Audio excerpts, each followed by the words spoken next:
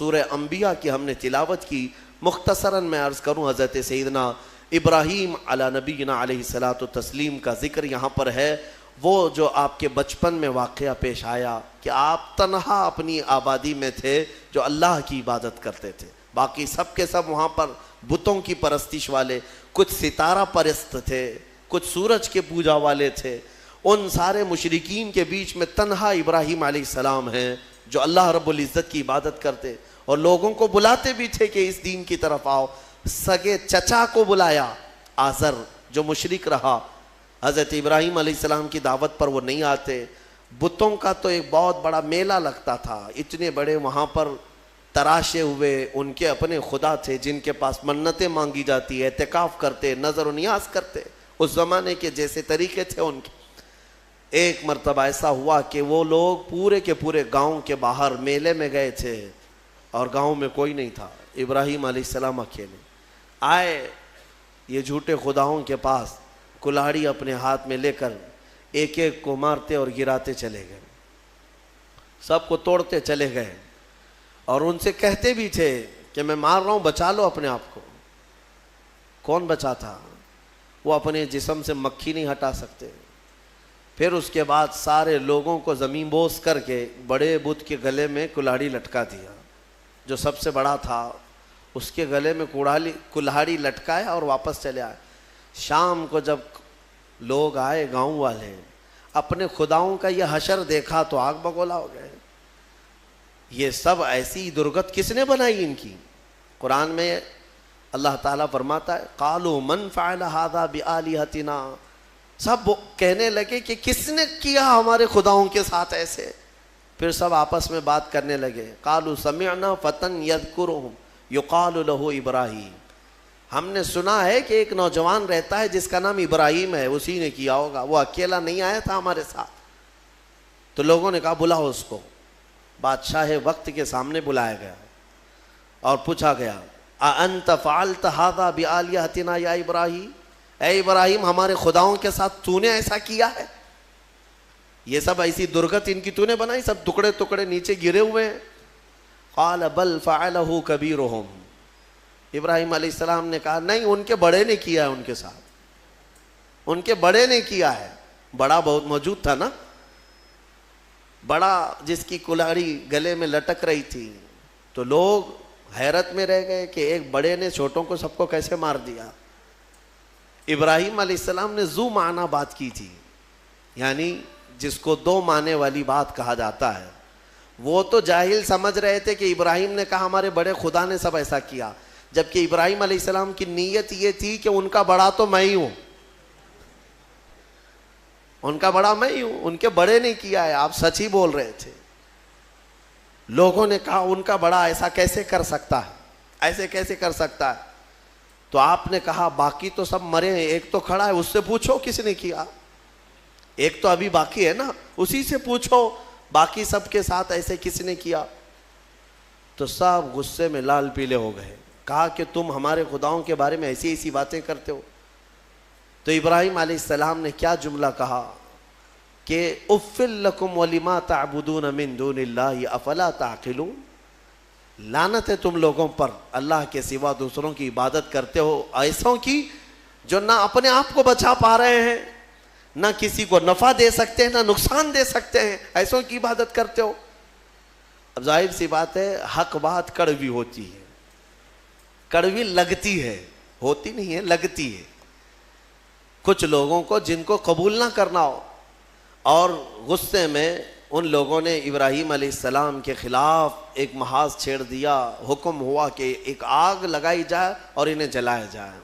یہ سن نہیں پاتے ہیں، حالانکہ جو حقیقت ہے وہ بتاؤ تو لال پیلے ہو جائیں گے، غصے میں آ جائیں گے. یہ برسوں سے چلا آ رہا ہے، برسوں سے ایسا ہے. ابراہیم علیہ السلام کو آگ میں ڈالنے کے لیے انہوں نے جو آگ لگائی، تفسیر میں اس کے لیے فرمایا گیا 1 مہینے تک جلاتے رہے. 1 مہینے تک سارے لوگ لکڑیاں جمع کیے، جنگل کاٹ کاٹ کر کے انہوں نے لکڑیوں کا اوٹ لگا دیا. آگ جب بھڑکائی گئی، اندازہ تو کیجئے ایک ابراہیم علیہ السلام کو ڈالنا تھا، تو اتنی آگ کی کیا ضرورت ہے، اتنی آگ کی کیا ضرورت ہے. یہ مشرکین کی فطرت ہے کہ انتقام جب لینے کی بات آتی ہے تو یہ بھڑک جاتے ہیں اور بہت ہی زیادہ بڑے پیمانے پر نقصان پہنچانے کے پلان بناتے ہیں. پہلی چیز سے بھی عادت رہی ہے. اتنی بڑی آگ لگائی, یہاں تک کہ اوپر سے اگر کوئی پرندہ بھی جاتا تو جل جاتا, اس آگ کی گرمی اتنی تھی. اور سب سے پہلے ان لوگوں نے منجنیق بنائی. منجنیق جس میں پتھر رکھ کر کے, جو توپ ہوتا ہے نا, توپ جس طرح اڑاتے ہیں, وہ ابراہیم علیہ السلام کے لیے بنائی گئی سب سے پہلے, کیونکہ قریب میں جا کر کے ڈالے گا کون آگ میں, جو قریب جاتا وہ بھی جل جاتا.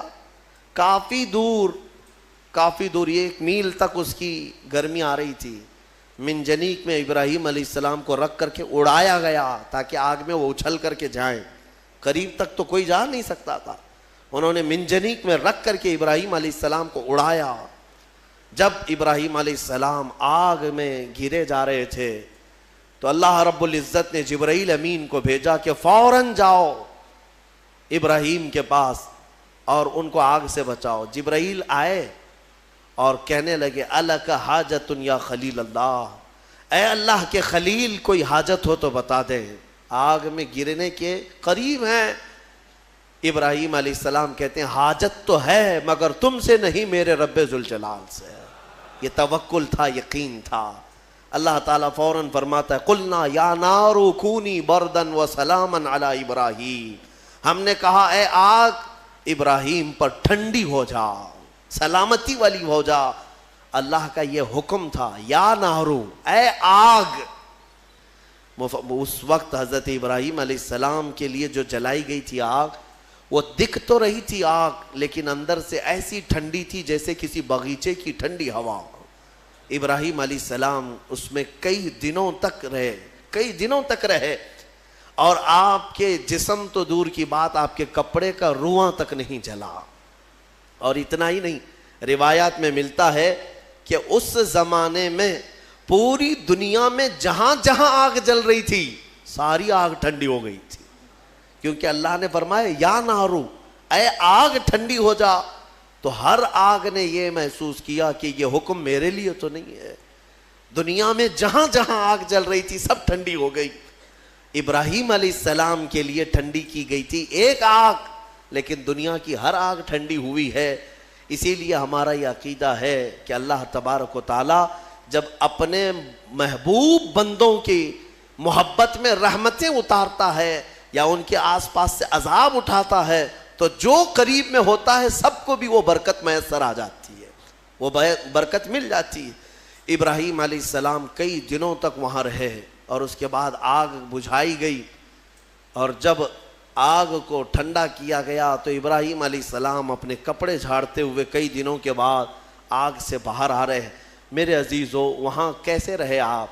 یہاں تک کہ روایات بتاتی ہیں کہ ابراہیم علیہ السلام کو اس آگ کے اندر پھل بھی ملتے تھے, غذا بھی ملتی تھی, پانی بھی ملتا تھا, ساری نعمتیں ملتی تھی, اور کھاتے بھی رہتے تھے, پیتے بھی رہتے تھے.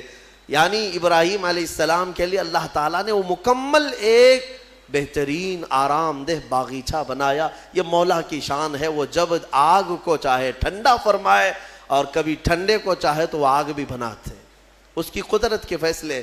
ابراہیم علیہ السلام جب باہر آئے تو جانتے ہیں وہاں پر موجود لوگ جنہوں نے دیکھا وہ ابراہیم علیہ السلام پر ایمان لے آئے. اب ابراہیم علیہ السلام کے اس معجزے کے بعد گاؤں والے اور پریشان ہو گئے, جس کو ہم ہمیشہ کے لیے ختم کرنا چاہ رہے تھے, اب تو یہ آگ سے باہر آنے کے بعد ہمارا آدھا گاؤں اپنے دین میں لے لیا ہے. اور ابراہیم علیہ السلام کے پیروکار اور بڑھ گئے. پھر وہاں سے ہجرت کر کے آپ کو بابل, یہ شہر عراق کا ہے, بابل, آج بھی وہ عراق کا شہر موجود ہے. بابل, انگلش میں اس کو بیبیلون کہتے ہیں, دنیا کی سب سے پرانی آبادی جہاں ہے.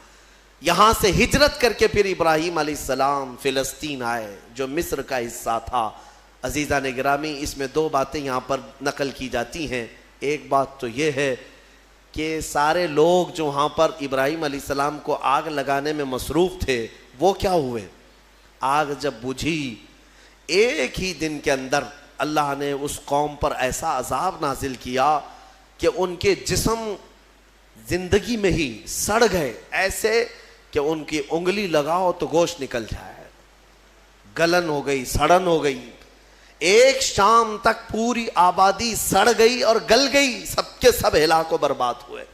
جنہوں نے اللہ کے نبی کو آگ میں ڈالا تھا ان کا برا انجام، وہ عذاب میں گرفتار ہوئے۔ ہاں ایک بات یہ بھی میں بتا دوں کہ جن لوگوں نے ابراہیم علیہ السلام کی حمایت کی تھی، اللہ نے ان کو اپنی محبت سے بھی نوازا اور عنایتوں سے بھی نوازا۔ روایت میں 2 جانوروں کا بھی ذکر آتا ہے، 2 جانوروں کا، ایک مینڈک کا اور ایک گرگٹ کا، اور چھپکلی کا بھی ہے کہ گرگٹ نے یہ پھونک پھونک کر کے آگ کو بڑھانے کی کوشش کی، اور مینڈک نے تھوک تھوک کر کے پانی آگ کو بجھانے کی کوشش کی کہ اللہ کے نبی ہیں۔ یہ آپ اندازہ کریں، گرگٹ کے پھونکنے سے نہ آگ بڑھنے والی ہے، مینڈک کے تھوکنے سے نہ آگ بجھنے والی، لیکن دونوں نے اپنے اپنے کاموں سے اپنی قسمت بنا لی۔ گرگٹ کی ہمیشہ یہ قسمت بن گئی کہ میرے آقا صلی اللہ علیہ وسلم نے فرمایا یہ گستاخ نبی ہے، جہاں اسے پاؤ مار ڈالو، اور ایک مار میں مارو تو زیادہ ثواب ہے، ثواب ہے اس کو۔ اور مینڈک کے بارے میں فرمایا خبردار اس کو کہیں دیکھو تو مارو مت، اس لیے کہ یہ اللہ کے نبی کی حمایتی ہے۔ اللہ کے نبی کے لیے یہ دعا کر رہی تھی، تھوک کر کے آگ بجھانے کی کوشش کر رہی تھی۔ ایک جانور پر ہمیشہ کے لیے اللہ کی رحمت اور ایک پر اللہ کا غضب۔ اس سے اندازہ ہوتا ہے کبھی کبھار کاموں سے کچھ ہوتا نہیں ہے، بگڑتا کچھ نہیں ہے، لیکن انسان اپنی تاریخ بدل جاتا ہے۔ آج میں یہی کہنا چاہوں گا، کسی ظالم نے اگر میرے نبی کی شان میں بھونکا ہے یا قرآن پر انگلی اٹھایا ہے تو قرآن کا بھی کچھ نہیں ہونا اور رسول کی عزت کا بھی کچھ نہیں ہونا، لیکن ان ظالموں نے اپنی قسمت بنا لی، ہمیشہ کے لیے مردود اور ملعون ہو گئے۔ اور تمہارے لیے میں کہتا ہوں، 2 جملے اگر تم نے حضور کی شان میں بیان کر دیے، قرآن کی شان میں بیان کر دیے، تو یہ بھی میں بتا دوں، نہ رسول کی شان تمہارے بولنے سے بڑھنے والی، نہ قرآن کی شان بڑھنے والی، ان کی شان تو خود میرے مولا نے بڑھا رکھی ہے۔ ہاں لیکن اتنا ہوگا کہ ان تمہارے 2 جملوں سے تم بھی قیامت تک اپنی قسمت بنا لے جاؤ گے۔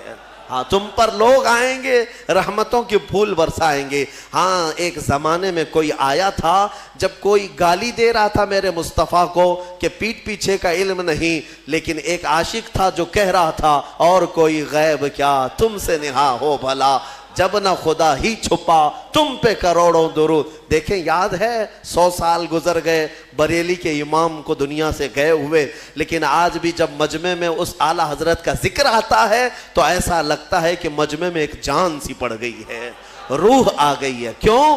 اس لیے کہ اپنے زمانے میں قلم ہی تو اٹھایا تھا، قلم ہی اٹھایا اور اپنے گھر پر بیٹھ کر کے دفاع کیا رسول پاک کی عزت کا۔ اسی لیے میں کہتا ہوں یہ مت سمجھنا کہ تمہارے کہنے سے کیا ہونے والا ہے، تمہارے بولنے سے کیا ہونے والا ہے۔ ارے میں تو ایک چھوٹا آدمی، حضور کی شان میں بول کر کے کیا کر لوں گا، باقی بڑے بڑے نکارے بج رہے ہیں۔ ایسا نہیں ہے میرے عزیزو، مینڈک نے صرف 2 بوند تھوکے تھے، لیکن صدیاں گزر گئی، آج بھی اس پر اللہ کی رحمت ہے۔ آگ بجھانے کی کوشش کی تھی، نبی کی حمایت کی تھی، اللہ نے آج تک اس پر رحمت کی ہے۔ اسی طرح آپ بھی اپنی قسمت کا حصہ لے سکتے ہو۔ دنیا بھونک رہی ہے تو بھونکنے دو، لیکن تم جب بھی جوش میں آئے یا جذبے میں آئے تو یوں کہا کرو، رہے گا یوں ہی ان کا چرچا رہے گا، پڑے خاک ہو جائیں جل جانے والے، خاک ہو جائیں عدو جل کر، مگر ہم تو رضا، دم میں جب تک دم ہے ذکر ان کا سناتے جائیں گے۔ تمہارے کہنے سے آپ کیا سمجھتے کچھ نہیں ہوگا؟ بہت ہوگا، بہت ہوگا۔ آنے والی 100 نسلیں بھی یاد رکھیں گی کہ نبی پر کوئی بھونک رہا تھا تو ایک عاشق جواب بھی دے رہا تھا، میرے مصطفیٰ کریم صلی اللہ علیہ وسلم کی عزت پر بات کر رہا تھا۔ یہ تاریخ بن جائے گی۔ یہی نہیں، قیامت کے دن بھی کروڑوں کا نہیں اربوں کا مجمع ہوگا، لیکن تمہارا نام لے کر میرے مصطفیٰ پکاریں گے۔ نام لے کر پکاریں گے، کہاں ہے فلاں بن فلاں؟ جب لوگ گالیاں دے رہے تھے تو تیری زبان میرے نغمات بول رہی تھی، جب لوگ ہرزہ سرائی کر رہے تھے تو کوئی کہہ رہا تھا محمد سید الکونین والثقلین والفریقین من عرب ومن عجم۔ 700 سال ہو گئے امام بوصیری کو دنیا سے گئے ہوئے، لیکن آج بھی ہمارے مجمع میں مولایا صلی وسلم کے قصیدے گنگنائے جاتے ہیں۔ کیوں؟ اس لیے کہ وہ ایک چٹائی پر بیٹھ کر کے ہی میرے مصطفیٰ کی شان بیان کیا۔ مولا نے امام بوصیری کو ہمیشہ کے لیے زندہ کر دیا، ہماری مجموع میں زندہ کر دیا۔ دیکھیں حضور کی شان میں جس نے بھی کہا وہ آج بھی زندہ ہیں، ان کے نغمات بھی زندہ ہیں، ان کے اشعار بھی زندہ ہیں۔ گستاخی کرنے والے آئے چلے گئے، کہاں ہے ان کا؟ ان کی گستاخیاں کہاں ہیں؟ نہیں ملیں گی تمہیں۔ لیکن ہر زمانے میں، ہر علاقے میں، ارے یہاں کرناٹک ہے آپ کا علاقہ، آپ کی زبان ویسے تو کنڑ ہے یا ہندی ہے یا جو بھی ہے، آپ کو عربی سے کیا تعلق ہے؟ عربی جانتے بھی نہیں ہو، لیکن جب کبھی کوئی مولا یا صلی وسلم دائماً ابدا پڑھتا ہے، سمجھ میں کچھ نہ آئے، ہاتھ بھی باندھ لیتے ہو، گردن بھی جھکا لیتے ہو۔ کیوں کرتے ہو؟ اس لیے کہ یہ عشق کی بولی ہے، عشق کی بولی ہے۔ اور ایک عاشق نے کہا تھا تنم فرسودہ جہاں پارا سے ہجراں یا رسول اللہ، دلم پجمردہ آوارا سے عصیاں یا رسول اللہ۔ فارسی کلام ہے، علامہ عبد الرحمن جامی کا لکھا ہوا ہے، لیکن جب ہم اردو والوں میں بھی پڑھتے ہیں تو گردنیں جھومنے لگ جاتی ہیں۔ کیوں؟ عشق کی بولی ہے، عشق کی بولی ہے۔ اور یہاں پر عشق کی بولی کے لیے نہ نسل دیکھی جاتی ہے، نہ رنگ دیکھا جاتا ہے کہ بولنے والا کون سی ذات کا ہے۔ حتیٰ کہ میں آپ کو یہ بتاؤں کہ بارڈر بھی نہیں دیکھے جاتے، ہندوستان کا ہے کہ پاکستان کا ہے، یہ بھی نہیں دیکھا جاتا۔ عشق کی بولی اگر بارڈر کے باہر سے آتی ہے تب بھی سویکار کیا جاتا ہے کہ نبی کی تعریف کر رہا ہے۔ محمد کی محبت دین حق کی شرط اول ہے، اسی میں ہو اگر خامی تو سب کچھ نامکمل ہے۔ وہاں سے اقبال پکار رہا ہے، دوسری زمین سے اقبال پکار رہا ہے کہ محمد سے وفا تو نے تو ہم تیرے ہیں، یہ جہاں چیز ہے کیا لوح و قلم تیرے ہیں۔ ہم نے اشعار دیکھے، زبان دیکھی، پھر یہ نہیں پوچھا کس خاندان سے ہے، کس ملک کا ہے، کس زمین پہ رہتا ہے، کس کا شاگرد ہے۔ ہم نے کچھ نہیں دیکھا، بلکہ اشعار میں مٹھاس تھی تو نغمات کو زبان پہ بھی چڑھا لیا اور سینے پہ بھی بسا لیا۔ میرے عزیزو اتنا ہی نہیں، دوسرے ملک میں جاؤ، افریقہ کی سرزمین ہے، مصر کی سرزمین ہے۔ مصر میں عربی لوگ ہیں، لیکن ہم نے باضابطہ دیکھا ہے مجلس ختم ہوتی تھی جمعہ کے دن، وہاں پر کئی علماء ہوتے، مجلس ختم ہونے کے بعد بڑے بڑے علماء، جامعہ ازہر کے بھی علماء ہوتے، اور کھڑے ہو کر کہتے تم ہندوستانی ہو؟ کہتے ہاں۔ کہو پھر وہ پڑھو مصطفیٰ جان رحمت پہ لاکھوں سلام۔ ان کو کیا سمجھ آتی تھی؟ کیا سمجھ ہے؟ ہم نے پوچھا بھی تھا سمجھتے ہیں آپ؟ کہتے نہیں سمجھ تو نہیں آتی، لیکن اس میں مٹھاس ہی کچھ اور لگتی ہے۔ یہ عشق کی